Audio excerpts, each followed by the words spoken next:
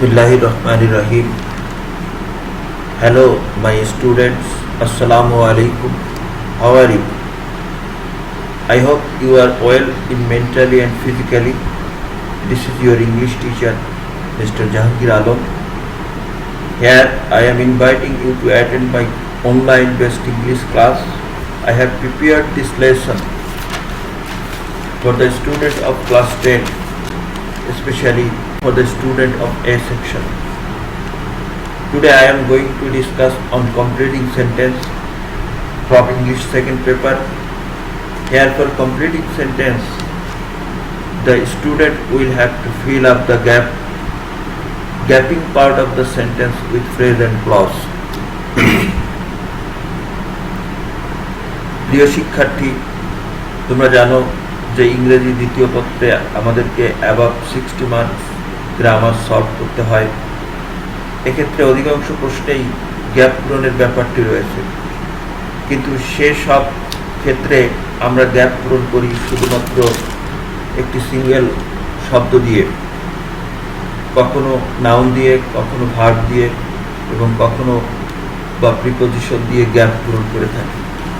কিন্তু এখানে আমরা ফ্রেজ এবং ক্লজ দিয়ে কিভাবে গ্যাপ পূরণ করতে হয় সেটা শিখব। তাহলে আমরা মূল লেসনে, এখানে আমি একটি লেসন প্ল্যান তৈরি করেছি। Here for completing the sentences, the student will have to fill up the gapping part of the sentences with phrase and clause. এখানে আমাদেরকে ফ্রেজ এবং ক্লজ দিয়ে সেন্টেন্স পূরণ করতে হবে। এখানে উদাহরণস্বরূপ দুটো সেন্টেন্স এখানে দেওয়া হয়েছে। সেন্টেন্সের গ্যাপ অংশ রয়েছে এবং বাকি অংশ রয়েছে, অর্থাৎ এই যে অংশ দেওয়া রয়েছে সেই অংশ দিয়ে আমাদেরকে সেই অংশের কনটেক্সটের উপর নির্ভর করে আমাদের বাকি সেন্টেন্স পূরণ করতে হবে।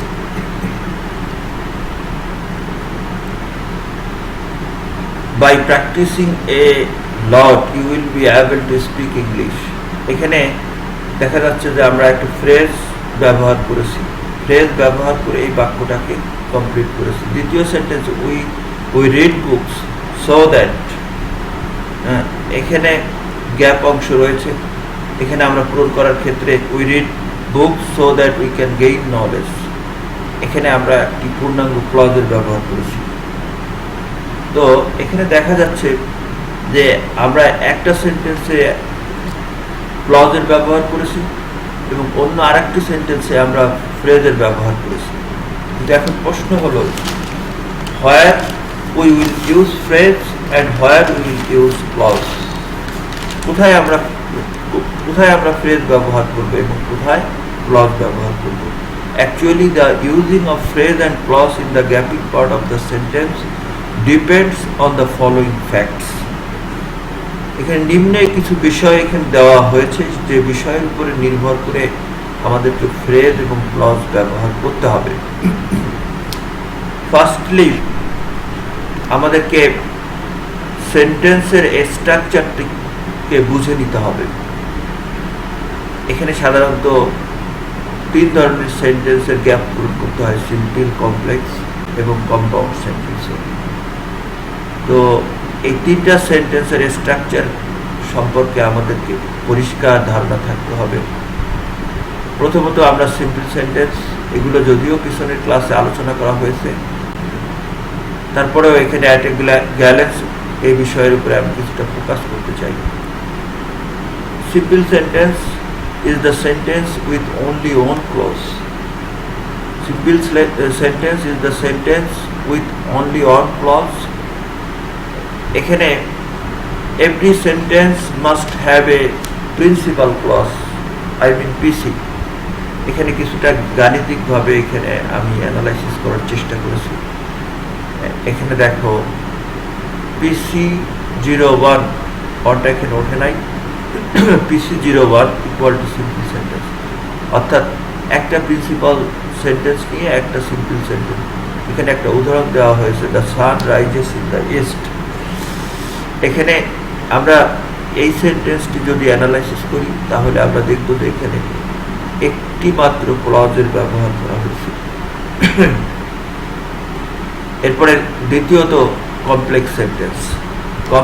কমপ্লেক্স সেন্টেন্সের স্ট্রাকচার জানার জন্য প্রথমে তার সংজ্ঞা সম্বন্ধে আমাদের ক্লিয়ার হতে হবে। Complex sentence is the sentence with two clauses, one is principal clause, another is subordinate clause। এখানে দেখানো হয়েছে PC01 plus SC01 equal to complex sentence, এবং এখানে একটি উদাহরণ দেওয়া হয়েছে, Shamima could not attend school as she was ill। এখানে সেন্টেন্সের প্রথম অংশ প্রিন্সিপাল ক্লজ, দ্বিতীয় অংশ subordinate clause. Thirdly, compound sentence. Compound sentence is also the sentence with two clauses. কিন্তু এখানে কমপ্লেক্স সেন্টেন্সের সাথে এটার পার্থক্য হলো কমপ্লেক্সে একটা পিসি থাকে এবং একটা এসসি থাকে, কিন্তু কম্পাউন্ড সেন্টেন্সে আমরা দুটোই প্রিন্সিপাল ক্লজের ব্যবহার করি। এখানে আমরা নিচে এখানে উদাহরণটা দেখি, we went to market and we bot many things. এখানে দুইটা ক্লজের ব্যবহার করা হয়েছে, অ্যান্ড এর পূর্বে একটি ক্লজের ব্যবহার করা হয়েছে, অ্যান্ড এর পরে আরেকটি ক্লজের ব্যবহার করা হয়েছে। সো এবং এটি অ্যান্ড দ্বারা যুক্ত হয়েছে। তো এই স্ট্রাকচারের উপরে ভিত্তি করে আমরা বুঝতে পারি যে এটা কম্পাউন্ড। এবং দ্বিতীয় সেন্টেন্সটি যেখানে একটি মাত্র প্রিন্সিপাল ক্লজ এবং একটি মাত্র সাবঅর্ডিনেট ক্লজের ব্যবহার করা হয়েছে সেটা কমপ্লেক্স সেন্টেন্স। এটা অবশ্যই সেন্টেন্সের স্ট্রাকচার না জানলে কমপ্লিটিং সেন্টেন্স করা সম্ভব নয়। দ্বিতীয়ত, ওই সেন্টেন্সে ব্যবহৃত লিঙ্কিং ওয়ার্ড সম্বন্ধে আমাদের ধারণা থাকতে হবে, এবং লিঙ্কিং ওয়ার্ডটি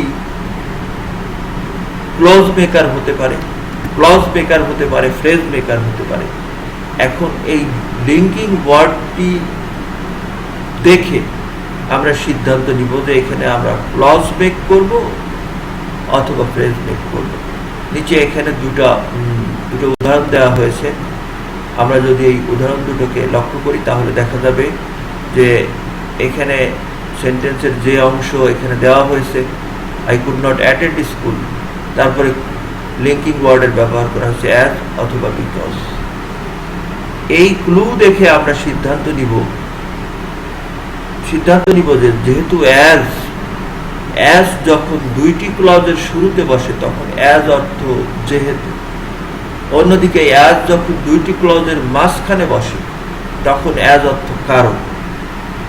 তাহলে বুঝতে হবে যে as is the substitute word of because, এবং এটার উপরে নির্ভর করে আমাদেরকে সিদ্ধান্ত নিতে হবে যে এখানে আমরা পূর্ণাঙ্গ একটি ক্লজের ব্যবহার করব, এবং যে ক্লজের মধ্যে must have a subject and a finite verb.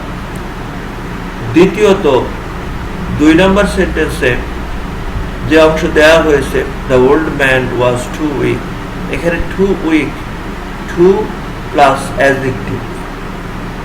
এই ক্লু দেখে আমরা সিদ্ধান্ত নিব যে টু অ্যাডজেক্টিভ এর পরে সাধারণত ইনফিনিটিভের ব্যবহার করা হয়। এবং থার্ডলি আমাদেরকে এখানে কনটেক্সটটা জানতে হবে, কনটেক্সট, প্রাসঙ্গিক অর্থ। This is very important for completing sentence.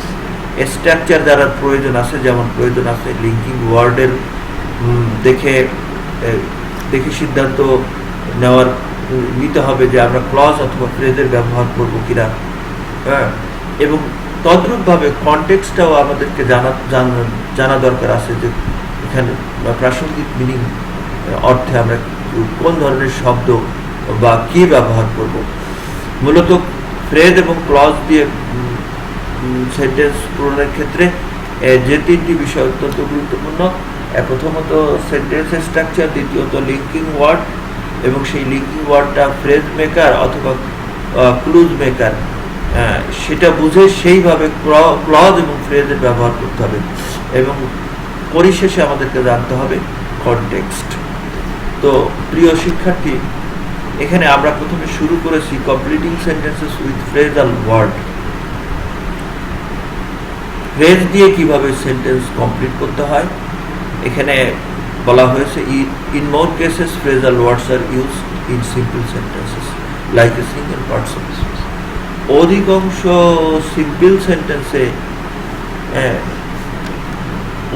Simple সেন্টেন্সে ফ্রেজের ব্যবহার করা হয়ে থাকে। একমাত্র এখানে এই গ্রামার অপশনের